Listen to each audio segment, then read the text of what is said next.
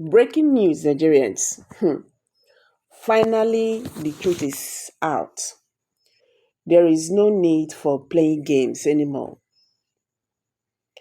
As Kenya files shocking court document confirming there was no official record of Nnamdi Kanu's arrest or extradition.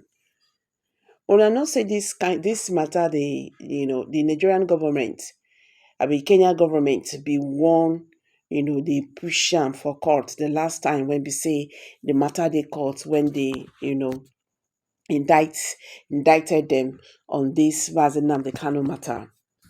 So right now there is nothing to hide again. There is nowhere because the Kenya courts want to show the Kenya government, Nigerian government, and the whole world that what they said they stood on it. The Kenya government want to appeal the judgment. Want to say, oh, there was a document that Nnamdi Kanu was not adopted, but he was extradited officially. How? So this court document confirming there was no official record of Nnamdi Kanu's arrest of extradition. This explosive revelation exposes the lies and illegal actions behind his abduction. TINUBU's government now faces serious backlash as Nnamdi Kanu Nnamdi Kanu scores another major victory in this legal battle for freedom. The international community is watching closely. Will this be the turning point for Biafra's liberation? So guys, you have to stay tuned as we break down the full details of the court papers and the reactions from Nigeria. Of Nnamdi Kanu back to Nigeria in 2021 as illegal. All thanks to God Almighty for his intervention. A special appreciation goes to Professor Lumumba, a Kenyan legal correspondent to Nnamdi Kanu's legal team, as well as Justice Mwita for their tenacious commitment to this cause.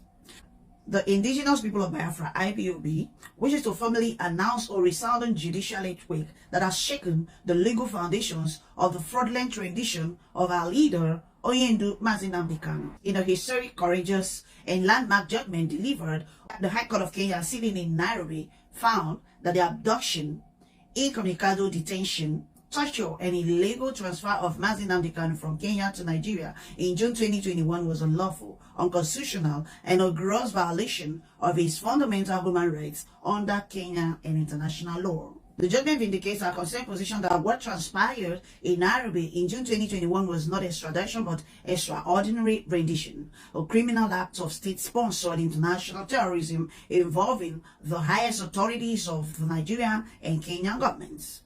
We are grateful beyond measure to the brilliant legal leadership of Professor P.L.O. Lumumba, lead counsel in the Kenyan litigation, whose courage, clarity, and tenacity led to this monumental legal victory. IPOB also extends heartfelt appreciation to the Kenyan judiciary, especially Honorable Justice E.C. Mwita, who stood tall against ferocious political interference and international diplomatic pressure to deliver a fearless judgment grounded in law, morality, and constitutional justice. We know, and now the world must acknowledge, that Nnamdi Kanu did not commit any crime in Kenya. He entered Kenya lawfully as a British citizen. He was abducted in a broad daylight at Jomo Kenyatta International Airport by agents of Nigerian secret police in collusion with rogue elements of Kenyan security apparatus. The judgment held the Kenyan government liable for violations of Nnamdi Kanu's rights, awarding compensatory damages of 10 million Kenyan shillings, mere token of the monumental injustice inflicted, but a massive blow to Nigerian false narrative. The court found that Nnamdi Kanu was abducted without any lawful cause. His removal from Kenya was unconstitutional and illegal. The Kenyan government was complicit in the illegal operation in concert with the Nigerian government.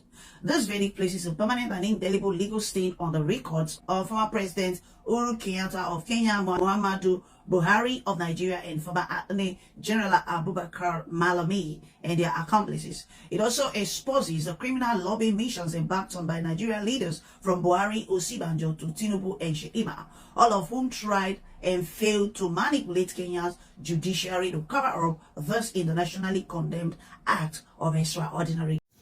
Now the question had been asking, and I would still like to ask this question again.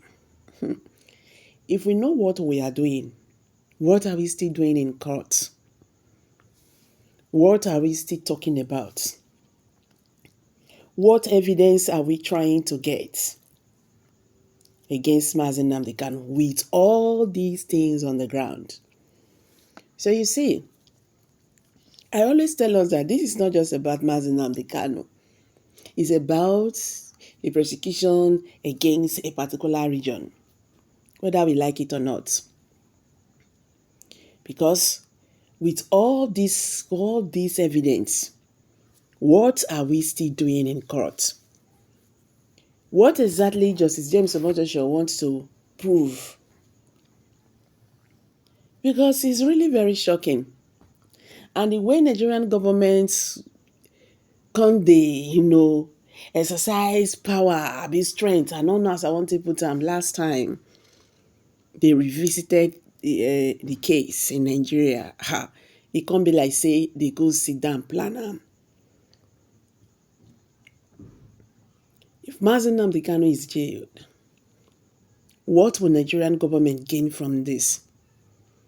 Or do you think this will spell well for the government of Nigeria as a country? Today, Nigeria is being referred to a lawless country. Country when we say they know they listen to they know they obey their law. You can imagine people they are the lawmakers. They are the same people who breaks the law. They know they respect us today. Look at what Kenya is doing. Ghana.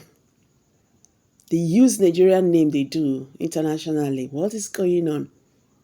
When are we going to get things right? When exactly?